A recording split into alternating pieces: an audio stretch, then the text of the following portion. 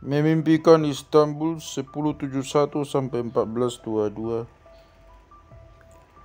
Aku menyaksikan Tuhan menciptakan matahari kekaisaran bersinar dari kediaman penduduk Turki, memindahkan kasih bintang ke kerajaan mereka, menamai mereka Turki, memberi mereka kedaulatan, menjadikan mereka raja di setiap zaman, dan menempatkan kendali masyarakat kala itu di tangan mereka, Al-Kashgari. Kemunculan bangsa Turki lah yang membangkitkan dan mengobarkan kembali semangat jihad. Setidaknya mereka mulai menampakkan hidung di cakrawala Bizantium sejak abad ke-6. Ketika itu mereka mengirimkan duta besar ke Konstantinopel untuk mencari sekutu melawan kekaisaran Persia. Bagi orang Bizantium, mereka hanyalah satu dari sekian orang yang merintis jalan masuk ke kota suci. Tanah air mereka terletak di seberang Laut Hitam dan merentang sampai ke Cina. Mereka pemeluk pagan yang mendiami stepa dan padang rumput yang berkelok-kelok di Asia Tengah. Dari titik pusat mereka bisa mengirimkan getaran gelombang agar para pengembara berkuda melancarkan serangan berkala ke penduduk di seberang. Mereka mewariskan kepada kita horde kawanan sebagai kenang-kenangan atas proses ini. Bak jejak kabur seekor binatang di padang di atas pasir.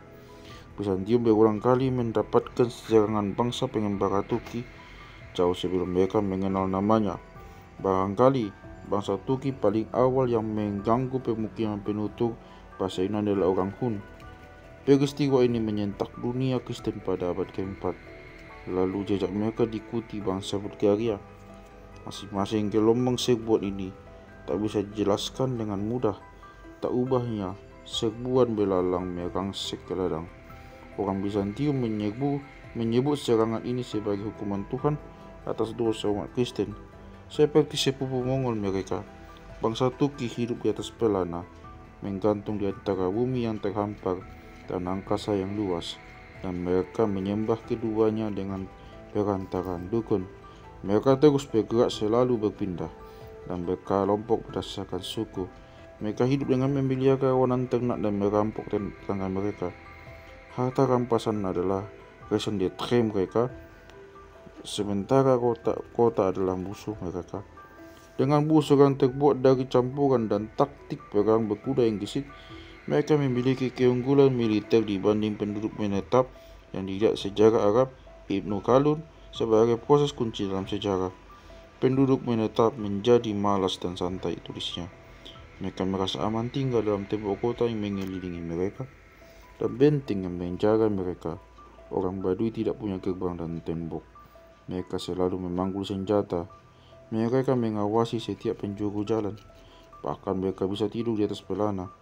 Mereka memperhatikan setiap lolongan atau suara paling halus sekalipun. Keulitan telah menjadi sifat utama mereka dan keberanian adalah sifat dasar mereka. Kelak kisah ini akan bergema kembali baik dunia Kristen maupun Islam.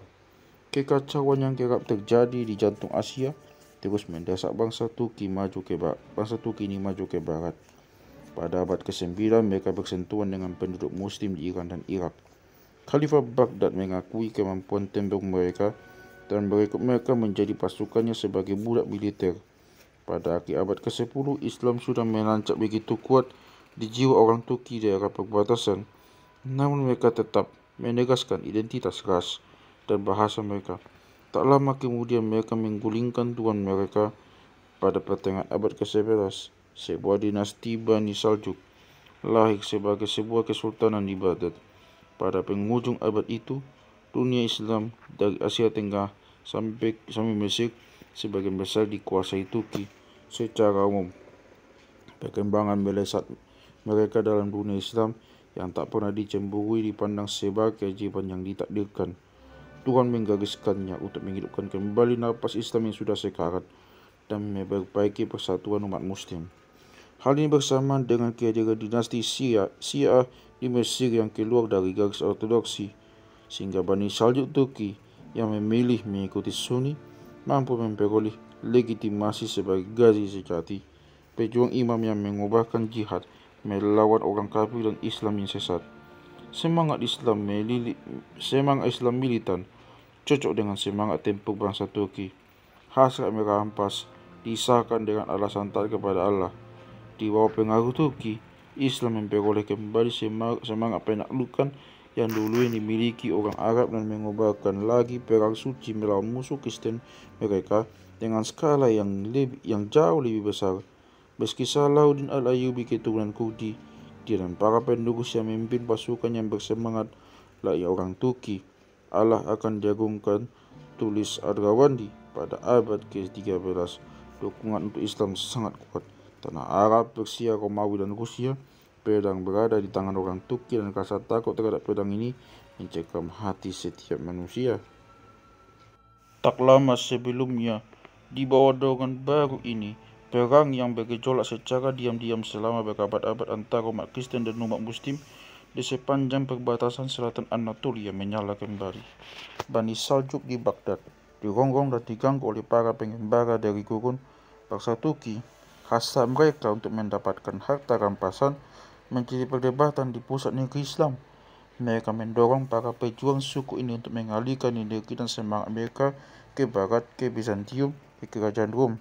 Sekitar pertengahan abad ke-11, Kesatria Ghazi sering merampasi harta penduduk Kristen Anatolia atas nama perang suci, hingga Kaisar di Konstantinopel terpaksa bertindak tegas. Pada Maret 1071, Kaisar Romanus keempat Diogenes berangkat ke timur untuk memperbaiki keadaan ini. Sialnya pada Agustus dia bukannya bertemu orang Turki, melainkan satu pasukan salju yang dipimpin seorang komandan yang sangat brilian, Sultan Alp Arslan, singa pemberani di Manzikert di bagian timur Anatolia. Peristiwa ini agak aneh. Sebenarnya Sultan tak ingin ikut campur, tak ingin bertempur. Tujuan utamanya bukan perang melawan orang Kristen, melainkan menghancurkan penguasa Syiah di Mesir. Dia pun mengusulkan kejahatan senjata, namun Romanus menampiknya, dan pertempuran yang tak terelakkan itu pun dimenangkan secara gemilang oleh pasukan Muslim. Fakta utama kemenangan itu adalah taktik penyergapan suku Pengelana klasik dan pembelotan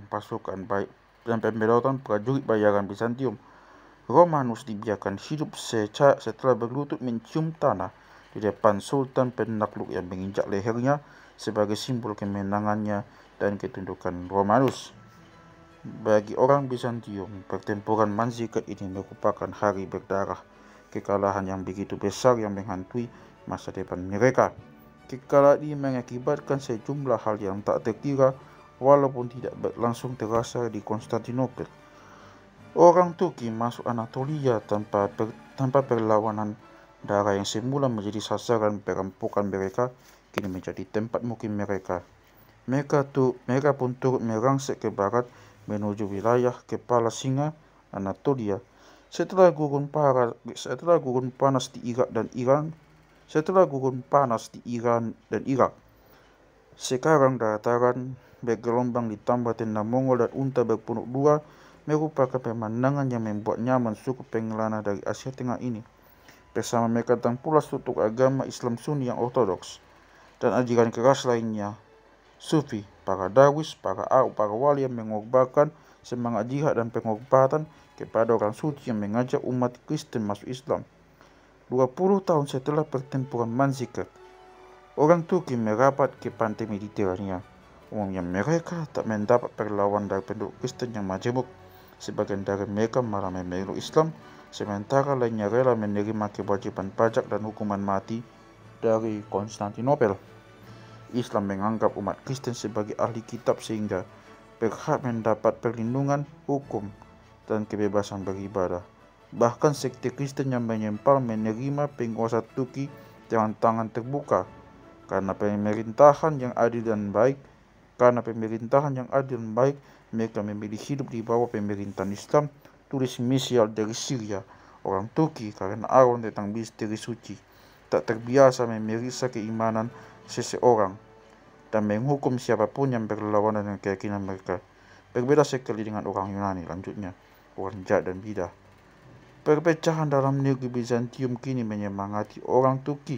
Tak lama kemudian mereka diajak membantu salah satu pihak yang terlibat dalam perang saudara yang makin memecah belah Bizantium.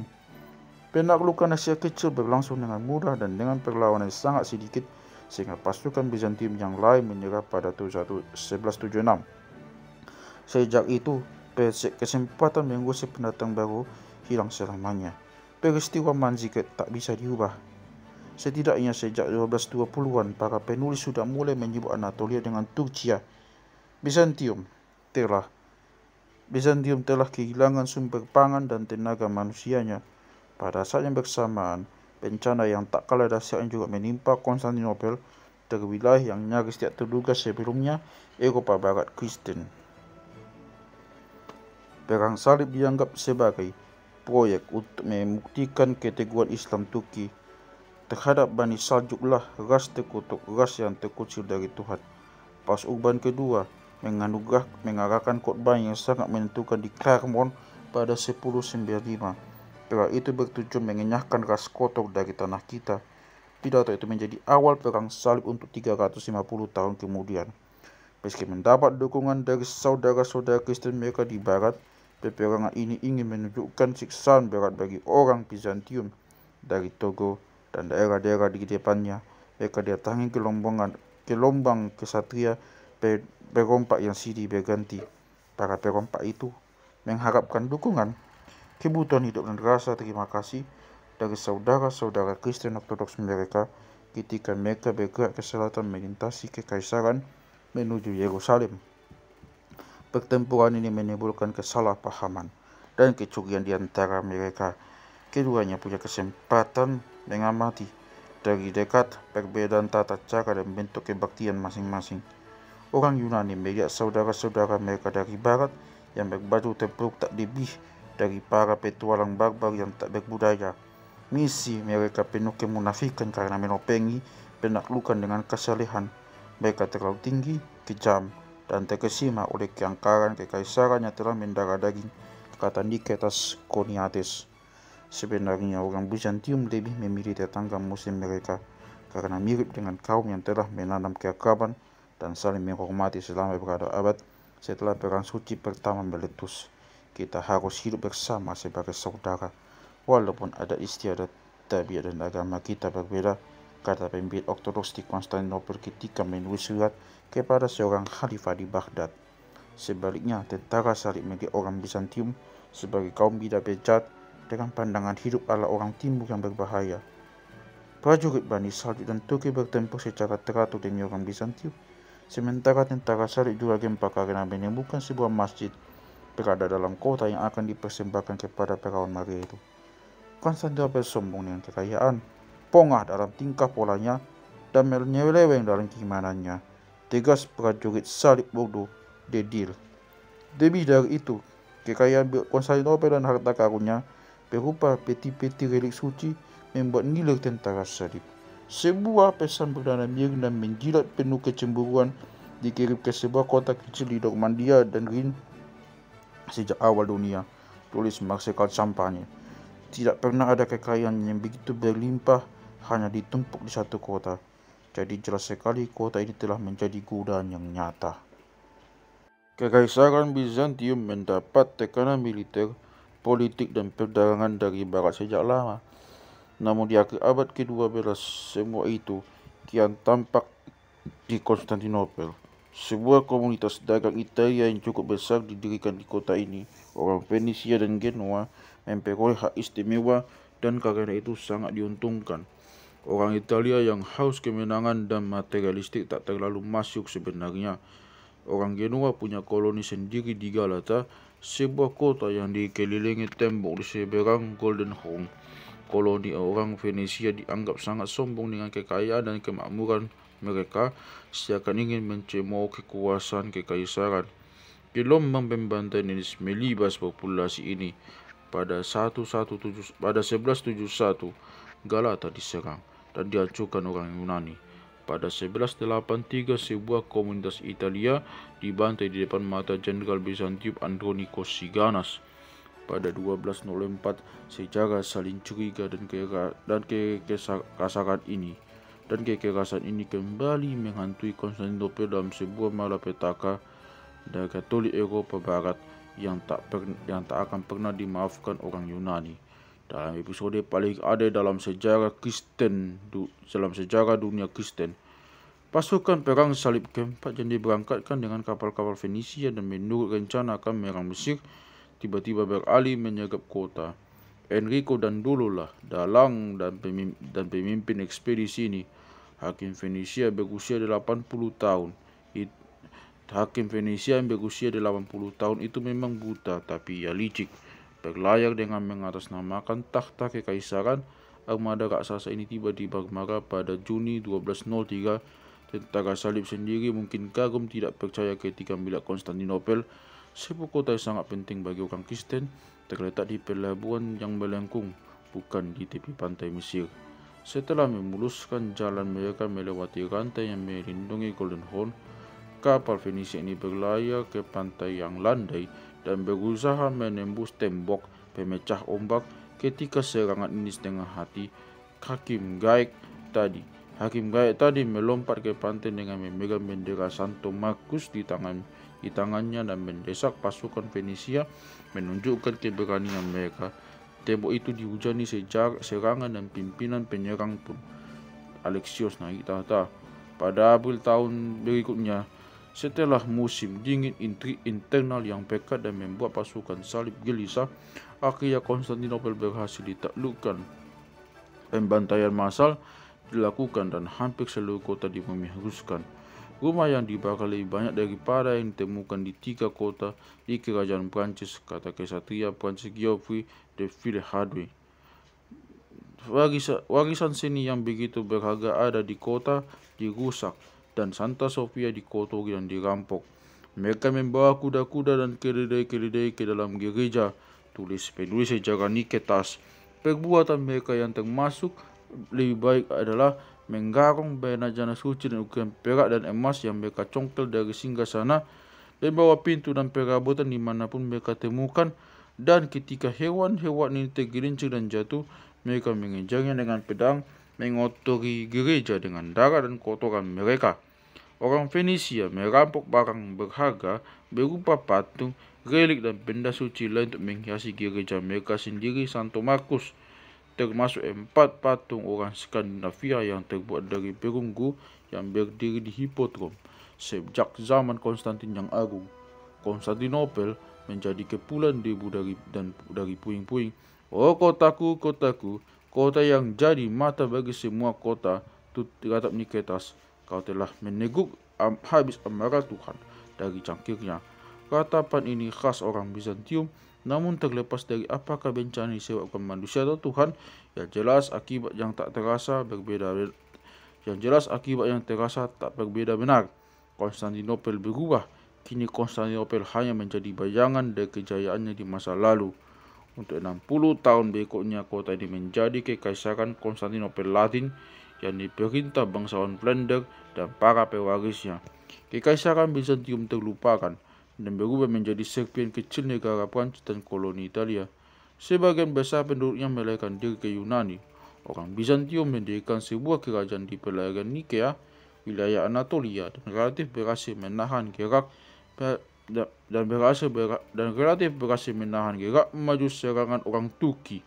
Ketika kembali menaklukkan Konstantinopel pada 1261, mereka mendapati infrastruktur kota ini nyaris hanya berupa puing-puing dan penduduknya terpancar jadi beberapa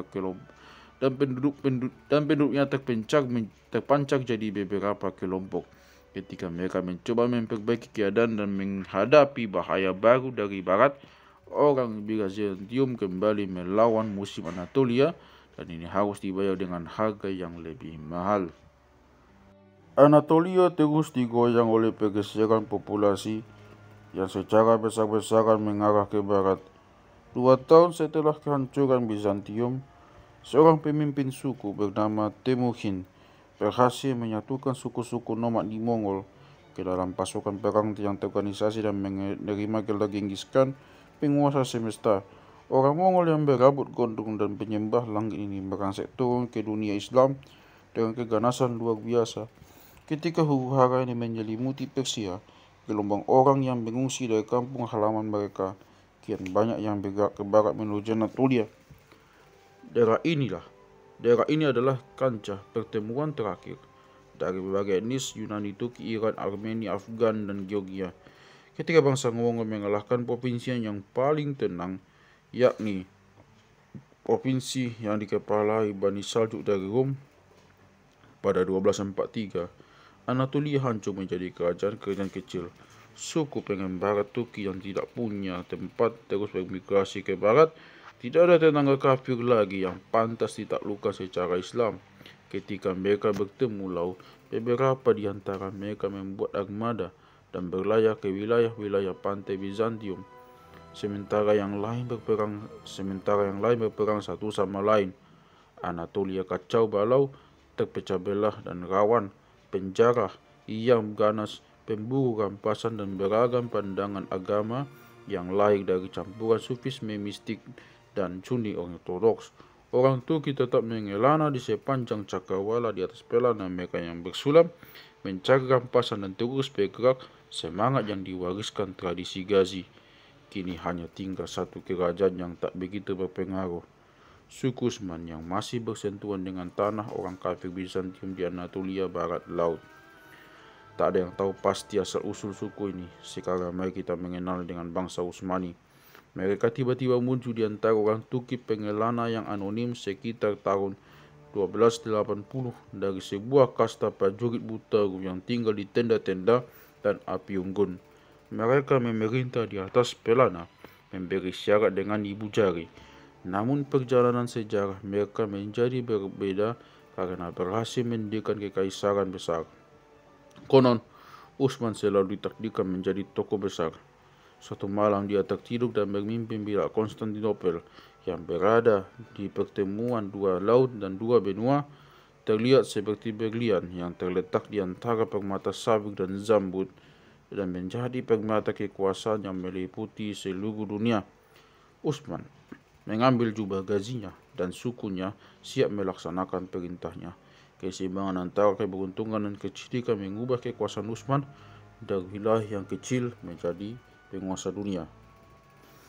Wilayah kekuasaan Utsman di barat laut Anatolia berhadapan langsung dengan benteng pertahanan Bizantium yang melindungi Konstantinopel. Berhadapan langsung dengan tanah orang kafir yang belum takluk, wilayah Utsman ini menjadi magnet tersendiri bagi para Ghazi, petualang dan pengungsi yang haus tanah. Mereka ingin mengadu nasib di bawah kekuasaannya. Utsman melintas sebagai seorang kepala suku yang turun langsung ke tengah rakyatnya. Sementara itu orang Utsmani ini punya kesempatan unik untuk mempelajari tentang gaya Bizantium dan meniru struktur mereka. Suku ini mempelajari secara harfiah istilah belum disembelih, menyerap teknologi, protokol dan taktik dengan kecepatan mengagumkan. Pada 1302, Utsman memenangkan pertempuran pertama melawan Bizantium yang membuat nama yang melambung dan kini menarik banyak minat dan kian menarik banyak pengikut. Terus maju menggempur pertahanan kekaisaran yang mengisolasi kota Bursa karena kekurangan teknologi pengepungan. Dia harus bersabar selama 7 tahun melakukan blokade sebelum akhirnya putranya Orhan menaklukkan kota ini pada 1326 dan menjadikannya ibu kota untuk kerajaan kecilnya. Pada 1329, Orhan mengalahkan Kaisar Andronicus III di Pelecanos dan mengakhiri usaha terakhir orang Bizantium mempertahankan kota-kota kecil Anatolia yang tersisa. Kota ini jatuh satu persatu dengan segera. Nikea pada 1322, Nikomedia pada 1337, dan Skutari tahun berikutnya. Kini para pejuang muslim ini bisa mengendarai kuda mereka ke pantai di tanah kekuasaan mereka sendiri dan memandang Bosporus dari Eropa. Di kejauhan mereka melihat Konstantinopel, garis tembok penghadang ombaknya, kubah raksasa Santa Sofia, panji-panji kekaisaran yang berkibar di atas menara dan istana. Ketika berjaya, para penakluk ini mengganti nama kota taklukan yang semula dalam bahasa Yunani agar selaras dengan lidah Turki. Smyrna menjadi Izmir. Nikea, kota tempat ditetapkannya Credo Niken, menjadi Iznik. Konsonan dalam kata Bursa. Konsonan dalam kata Bursa menjadi Bursa. Konstantinopel, walaupun orang Utsmani di setiap kesempatan resmi menyebutnya dengan nama Arabnya Konstantinia, diserap ke dalam bahasa Turki menjadi Istanbul. Proses perubahan kota ini tetap samar. Kata ini mungkin semacam pelencengan dari Konstantinopel atau bisa juga berasal dari kata lain. Penutur Turki biasanya menyebut Konstantinopel dengan polis kota. Seseorang yang berangkat ke sana akan mengatakan dia sedang pergi Istanbulin, ke kota yang bisa jadi ditangkap oleh telinga orang Turki menjadi Istanbul.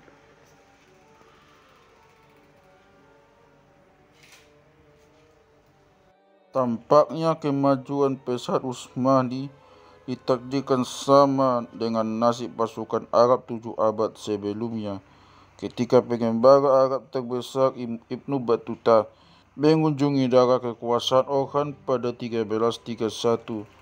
Dia terkesan dengan endeki kegelisahan yang menyelimuti kota. Konon dia baca Orhan tidak pernah tinggal selama sebulan penuh di sebuah kota. Dia terus bertempur dengan orang kafir dan tetap mengepung mereka. Orang Utsmani awal menyebut diri mereka sebagai Ghazi. Mereka memakai gelar pejuang iman di sekeliling mereka seperti bendera Islam berwarna hijau. Kelak mereka menjadi sultan.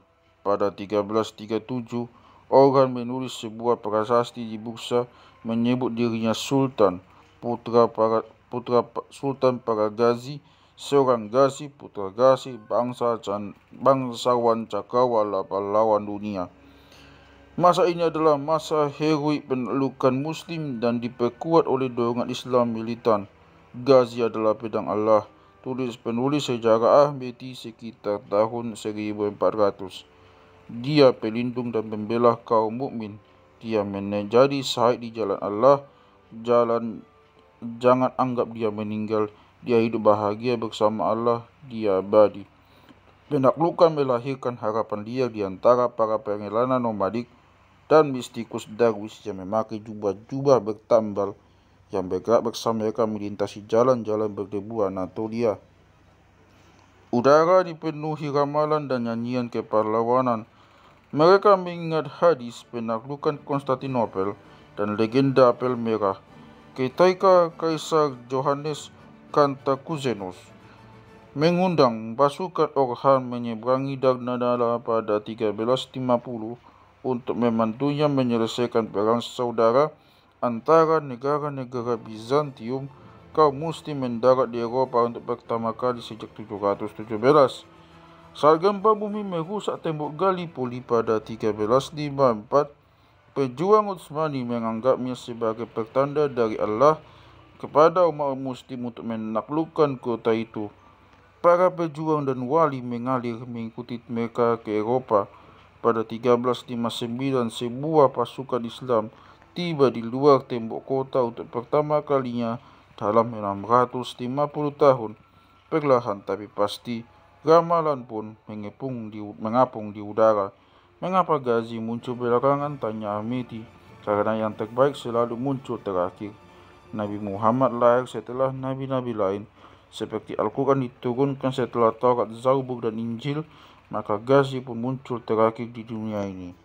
Penaklukan Konstantinopel tak lebih dari mimpi di tepi sesuatu yang mungkin.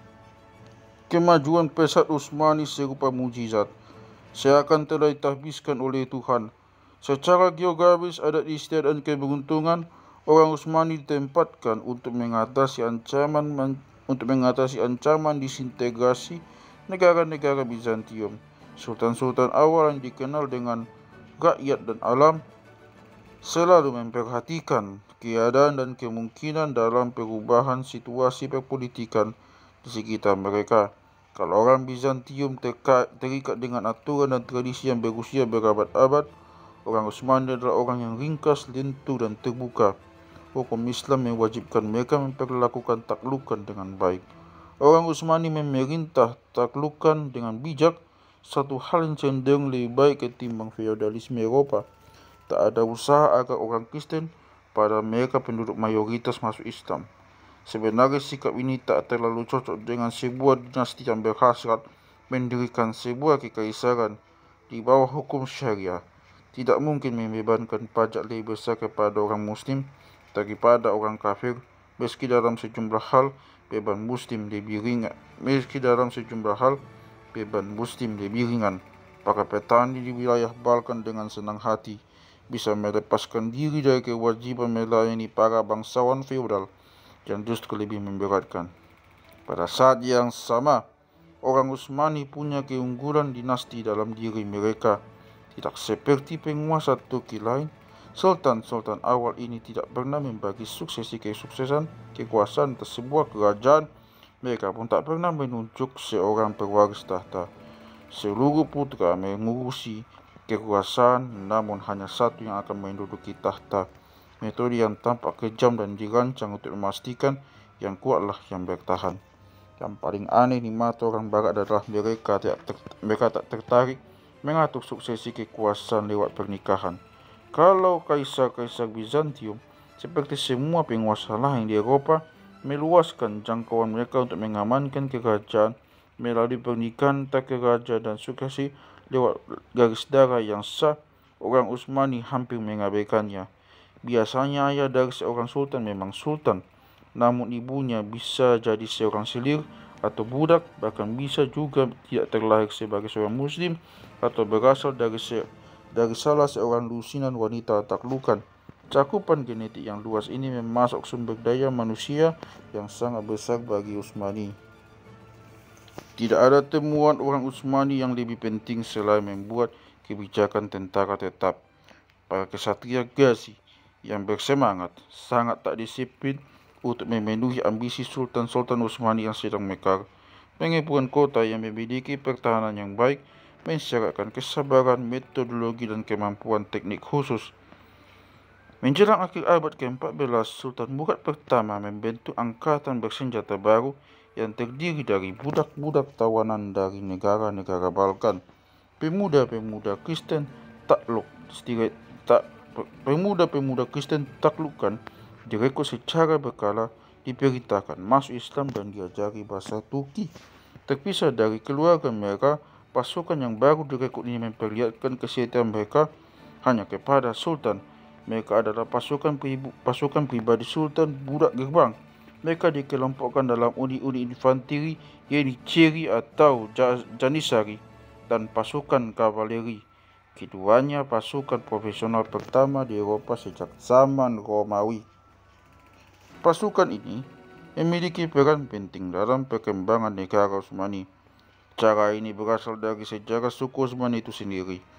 Dulu orang Turki ditugaskan sebagai budak militer di daerah perbatasan dunia Islam. Itulah yang menjadi paspor bagi kemajuan mereka. Namun bagi orang Kristen yang menyaksikan dari jauh, hal ini menimbulkan kengerian luar biasa. Dengan wajah perbudakan yang berbeda, memberi jalan anak-anak Kristen taklukan melawan orang Kristen adalah perbuatan jahat dan biadab. Jika itu menjadi bumbu mitos bahwa Turki itu bengis. Pengertian Turki semacam ini beredar sejak awal di Barat.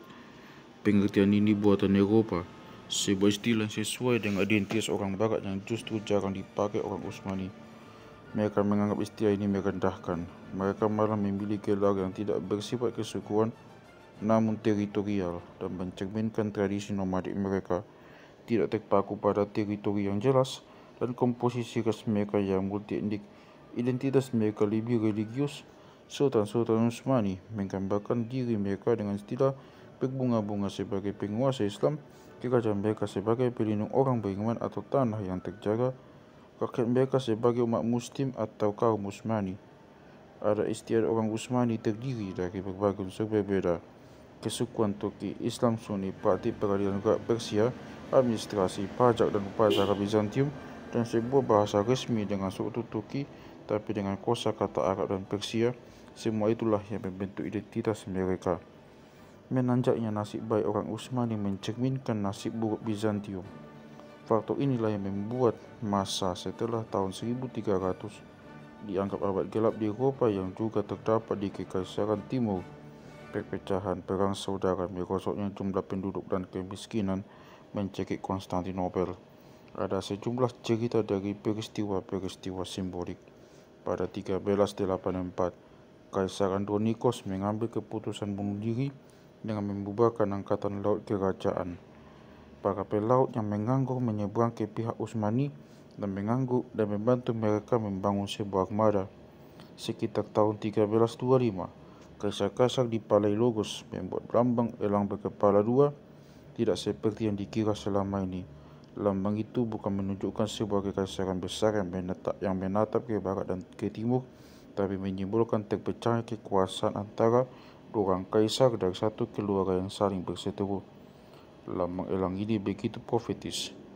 Tahun-tahun antara 1341 sampai 1371 dipenuhi bencana perang saudara, invasi wilayah kekaisaran oleh pasukan Utsmani dan negara Serbia yang kuat, pertentangan agama dan wabah penyakit. Konstantinopel adalah kota Eropa pertama yang mengalami wabah hitam, tikus-tikus yang berlarian menaiki tangga-tangga kapal di pelabuhan Laut Hitam dekat Kaffa pada 1347. Jumlah penduduk menurun drastis menjadi tak lebih dari 100.000 jiwa. Serangkaian gempa bumi menghancurkan Konstantinopel. Kubah Santa Sofia rubuh pada 1346 dan kota emas murni ini kian kiri dan menyedihkan. Warga cenderung pesimis religius.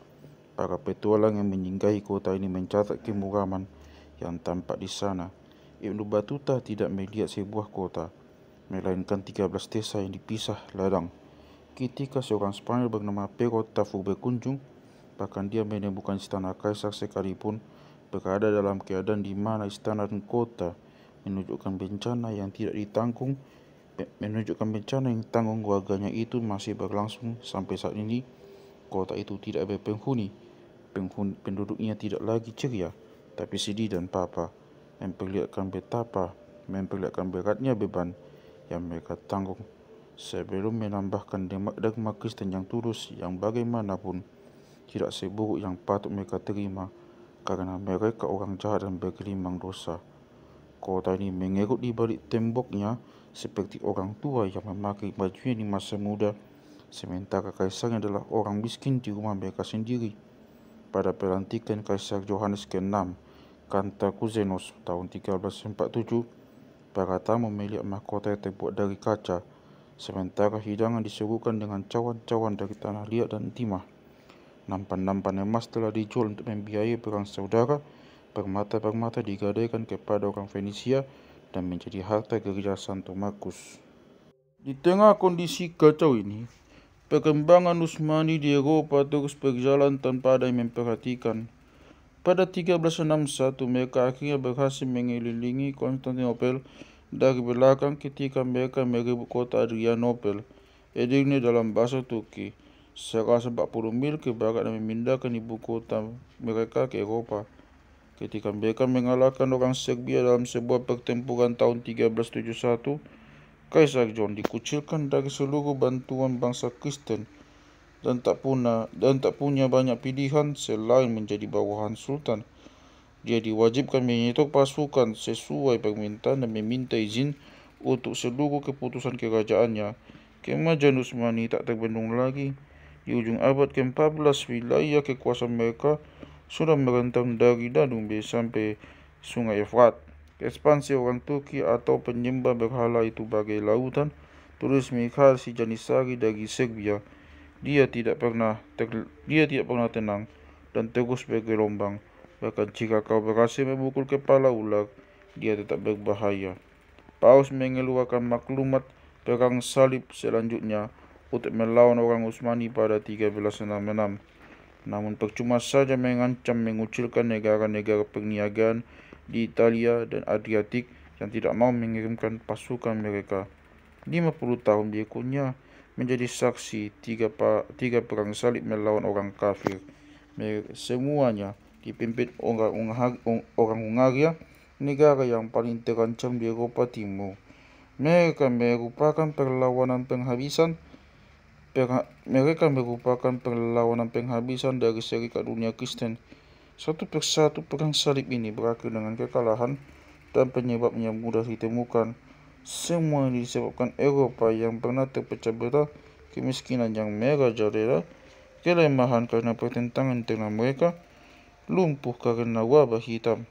Angkatan bersenjata mereka mengalami tekanan berat, cekcok antar sesama, liar dan lemah dalam soal taktik dibandingkan angkatan bersenjata Utsmani yang gesit dan terorganisasi dengan baik dan kompak. Beberapa orang Eropa yang menyaksikan dengan mata kepada mereka sendiri mesti mengakui keunggulan pemerintahan Utsmani.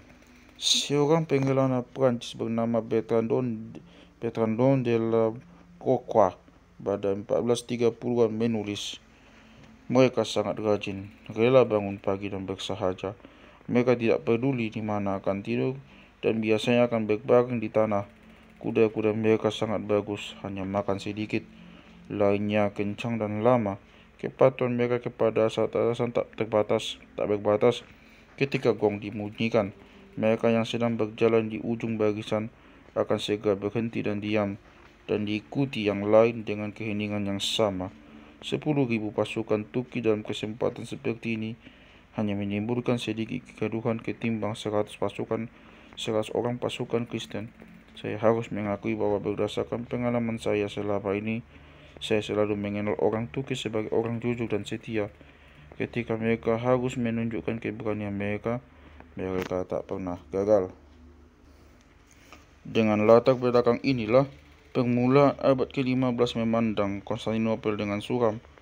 Pengepungan Utsmani menjadi kegiatan harian yang acak berulang.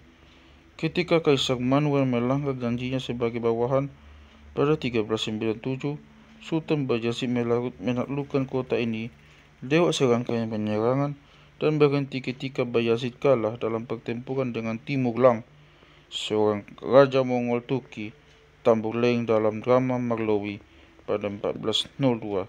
Setelah itu, kaisar-kaisar terus berusaha mati-matian mencari bantuan dari barat, bahkan Manuel pergi ke Inggris pada 1400.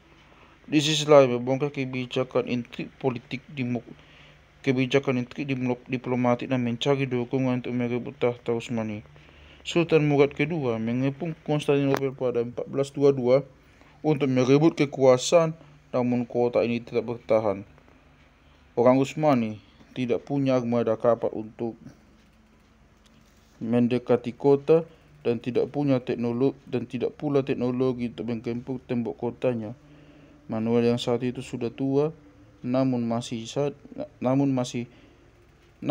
jadi salah satu diplomat yang sangat cerdik, berusaha mengumpulkan orang yang berminat merebut tahta Utsmani dengan memicu perang saudara. Pengepungan itu memang dihentikan, namun Konstantinopel tetap tergantung di antara giginya. Hanya masalah waktu sebelum orang Utsmani datang lagi ke kota itu dengan pasukan yang lebih kuat. Kegentaran melawan persatuan tentara saliblah yang bisa menghalangi mereka, tapi itu pun hanya sementara.